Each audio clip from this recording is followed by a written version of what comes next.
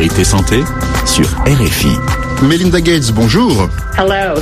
Melinda Gates, lors du sommet de Londres sur la planification familiale en 2012, l'objectif était de permettre à 120 millions de femmes d'avoir accès à la planification familiale d'ici 2020. 3 ans après, pensez-vous pouvoir atteindre cet objectif ? Oui, absolument. Je pense qu'on peut atteindre cet objectif. Depuis le sommet de Londres sur la planification familiale, 24 millions et demi de femmes ont désormais accès à la contraception, ce qui n'était pas le cas avant. Et je pense que c'est un vrai pas en avant. Mais nous disons à la communauté qu'il faut aller plus vite et faire davantage. Et grâce à nos études, nous savons où il faut agir. Donc je suis persuadée que l'on peut atteindre cet objectif, même si nous avons beaucoup de travail devant nous. Alors, vous l'avez dit, en 3 ans, plus de 24 millions de femmes ont eu accès à la contraception. C'est 10 millions de moins que ce que vous espériez. Comment expliquez-vous ce retard ? Selon moi, c'est parce que la mise en œuvre d'un tel projet prend du temps. Suite au sommet de Londres sur la planification familiale en 2012, nous souhaitions avoir l'engagement de 69 pays. 36 pays se sont engagés, mais ils se sont engagés avec des programmes de planification familiale très particuliers, propres à leur pays. La moitié d'entre eux a alors adopté un programme commun, donc on a pu les aider en les finançant. Et maintenant, les programmes ont commencé. Dans certaines régions, le planning familial est devenu essentiel, comme au Sénégal par exemple, où un programme a débuté très tôt. Et je pense que la mise en place de ces programmes, un peu partout, va nous permettre d'accélérer et d'obtenir des résultats. Quels sont, selon vous, les principaux freins à l'accès à la planification familiale ? Ça dépend des pays. Si on prend l'Afrique de l'Ouest, au Niger par exemple, un des plus grands obstacles pour les femmes, c'est de convaincre les maris. Les maris doivent accepter la contraception pour leurs femmes et se convaincre que c'est quelque chose de positif. Et il s'est passé quelque chose de fantastique grâce au programme de planning familial 2020. Le Niger a décidé de construire 1000 écoles des maris et de mettre ainsi les hommes en avant dans ce combat pour le planning familial. Et une fois formés, ces hommes peuvent, à leur tour, informer leurs épouses des bienfaits de la contraception. Donc voilà typiquement un obstacle que l'on a réussi à surmonter. Au Sénégal, il y avait un problème d'approvisionnement. Les femmes connaissaient la contraception, mais n'y avaient pas accès en raison de ces problèmes de réapprovisionnement de contraceptifs. Donc elles allaient dans des structures privées. En fait, chaque pays a des problèmes particuliers qu'il faut prendre en compte, mais ce qui est enthousiasmant, c'est que ces pays savent désormais ce dont ils ont besoin et ce qu'ils doivent faire pour s'améliorer. Vous parlez du Niger et justement, le Niger est un des pays qui a le taux de fécondité le plus élevé au monde, avec 7,7 enfants par femme. Et certains chiffres parlent d'eux-mêmes. 80% des femmes de 15 à 45 ans n'ont pas reçu d'éducation. 24% des jeunes filles sont mariées avant l'âge de 15 ans. 40% des jeunes filles deviennent mères avant l'âge de 17 ans.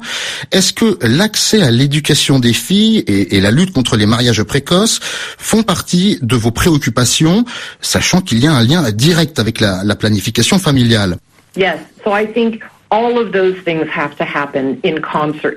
Oui, il faut agir sur tous ces fronts en même temps. Il faut permettre aux jeunes filles d'avoir des informations sur leur corps, leur apprendre ce qu'est la planification familiale et leur permettre d'y avoir accès. Dans le même temps, il faut laisser les jeunes filles à l'école. C'est quelque chose de très important et arrêter les mariages précoces. C'est toutes ces choses à la fois qui vont permettre aux jeunes filles de prévoir combien d'enfants elles veulent, d'espacer les naissances, d'éduquer leurs enfants et à terme de sortir de la pauvreté. Donc, il faut commencer par la sensibilisation avec des réunions d'information sur la planification familiale. J'ai rencontré des femmes dans des régions très reculées du Niger et je leur ai demandé comment les messages leur parvenaient. Elles m'ont répondu « Ne vous inquiétez pas, on en parle. On parle tout le temps de la santé, des grossesses. On se renseigne sur le planning familial puis on en parle à nos filles, à nos sœurs. » Donc on peut utiliser ces réseaux de femmes, même celles qui ont abandonné l'école pour diffuser les messages. Et on peut par la même occasion leur dire de laisser les filles à l'école et d'arrêter les mariages précoces. C'est vraiment un tout. Alors, beaucoup de femmes ne sont pas maîtres de leur santé. Il y a l'influence de leur mari, de la communauté avec ses traditions et de la religion. Comment faites-vous pour composer avec cela ? Nous avons regardé tous ces éléments dans chaque communauté et nous avons identifié ce qui nuisait aux femmes. Vous avez parfaitement identifié 3 de ces éléments et la question est de savoir comment travailler dans ces conditions et comment lutter contre certaines croyances. Par exemple, au Sénégal, nous avons rencontré d'importants leaders religieux qui nous ont expliqué que ce sont des imams au niveau local qui empêchent l'accès au planning familial. Ils nous ont donc proposé d'utiliser leur réseau pour dire aux imams dans les villages de permettre aux femmes d'avoir accès à la contraception. Tout le monde connaît des femmes qui sont mortes en couche, des filles, des sœurs, et ça ne devrait plus arriver. La première raison pour laquelle les femmes meurent en couche, c'est parce qu'elles n'ont pas assez espacé la naissance de leurs enfants. Et nous pouvons aider à diffuser les messages et mener des actions qui soient culturellement acceptables en se servant des traditions et des coutumes locales. C'est comme ça que l'on brise les chaînes qui maintiennent les femmes dans leur ignorance.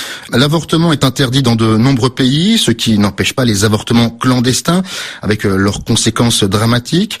Quelle est votre position sur le droit à l'avortement? Est-ce que cela fait partie de votre combat pour la planification familiale? Notre fondation investit dans les contraceptifs. On ne finance pas les avortements.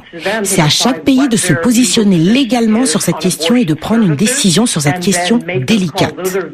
Mais la fondation n'intervient pas dans ce débat.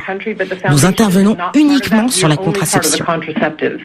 En février 2011, 9 pays francophones d'Afrique de l'Ouest lançaient le partenariat de Ouagadougou pour accélérer l'accès à la planification familiale. Quels sont les résultats? Pensez-vous que la planification familiale est vraiment une priorité pour ces États? Oui, le partenariat de Ouagadougou est une opportunité fantastique dont l'objectif est de permettre à 1 million de femmes d'avoir accès à des moyens de contraception. Et cet objectif a été largement dépassé avec 200 000 femmes de plus que prévu. Et ce partenariat entre différents pays d'Afrique de l'Ouest leur a permis d'apprendre les uns des autres. Par exemple, le Sénégal a réussi à reconstituer ses stocks de contraceptifs et à les rendre accessibles dans les cliniques. Et les autres pays peuvent se servir de cet exemple. Le Burkina Faso et le Sénégal ont développé un nouvel outil depuis 6 mois. C'est un contraceptif que les travailleurs de santé peuvent injecter aux femmes très facilement, alors que l'ancien était compliqué à injecter. Les autres pays voient cela et se demandent comment ils pourraient eux aussi rendre accessible ce produit. Donc, ce que j'aimerais, c'est que des partenariats comme celui de Ouagadougou voient le jour un peu partout dans le monde. C'est vraiment un modèle d'entraide entre pays qui permet d'accélérer les choses. Melinda Gates, en 2014, les gouvernements donateurs ont versé 1,4 milliard de dollars pour la planification familiale. Est-ce que ce sera suffisant pour permettre à 120 millions de femmes d'avoir accès à la contraception d'ici 2020? En 2012, la communauté internationale s'est engagée à donner 2,6 milliards de dollars pour la contraception afin d'atteindre notre objectif de 120 millions de femmes sous contraception d'ici 2020. Je pense que ce financement nous permettra d'atteindre notre objectif si tout le monde respecte ses engagements. Mais je pense également que nous devons augmenter ce financement pour être sûrs de parvenir à cet objectif de 120 millions de femmes. Et c'est pourquoi nous vous annonçons que la Fondation va augmenter de 25% son financement pour la planification familiale. Nous demandons également aux États d'augmenter leur participation en faveur du planning familial et aux responsables du plaidoyer d'expliquer quelles sont les actions mises en place qui fonctionnent.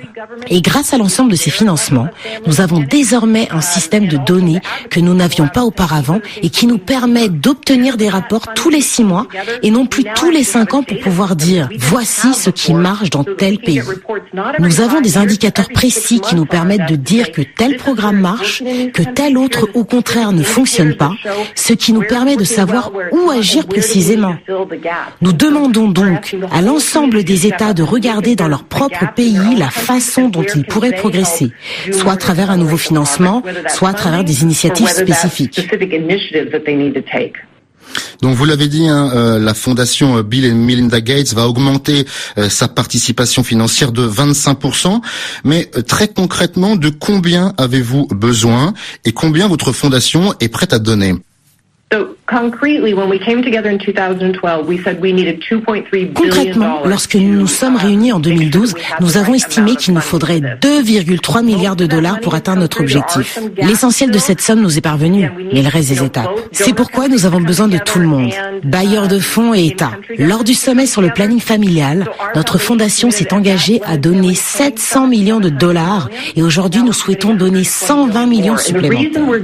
Et si nous souhaitons donner plus, c'est tout simplement parce que nous constatons que ce programme marche et que nous voulons l'étendre le plus rapidement possible. Tout ce que nous avons fait pour la santé reproductive dans les zones urbaines, car c'est là que les besoins sont importants, fonctionne. Nous avons réussi à toucher les personnes dans des bidonvilles en périphérie, à atteindre des femmes pauvres dans ces zones urbaines où sont concentrés les gens maintenant. Donc, ça marche et nous souhaitons faire la même chose dans d'autres pays avec ce nouveau financement. On parle beaucoup des objectifs de développement durable pour 2030. L'un d'entre eux est l'accès à la contraception pour tous. Pensez-vous que c'est réalisable? Oui, je le crois. En fait, c'est tout l'intérêt de ce programme de planification familiale pour 2020 qui nous permet de réaliser une partie de ce qui a été fixé par les objectifs de développement durable de 2030, à savoir l'accès universel à la contraception. Et c'est pour ça qu'il est très important pour nous de mettre en avant les progrès réalisés tout en gardant à l'esprit notre objectif de 120 millions de femmes sous contraceptif en 2020. Objectif qui doit ensuite nous permettre d'atteindre l'accès universel. Ce qui est formidable avec le planning familial, et l'histoire le prouve à travers le monde, c'est qu'il suffit d'une génération. Une fois que les femmes en comprennent l'intérêt et qu'elles y ont accès, tout s'accélère. Et c'est pour ça que je suis si enthousiaste à la vue des progrès réalisés en Afrique de l'Est, en Afrique du Sud et en Afrique de l'Ouest et en Asie. Maintenant, on sait que c'est possible puisque c'est en train d'arriver. Melinda Gates, merci beaucoup. Thank you, Igor.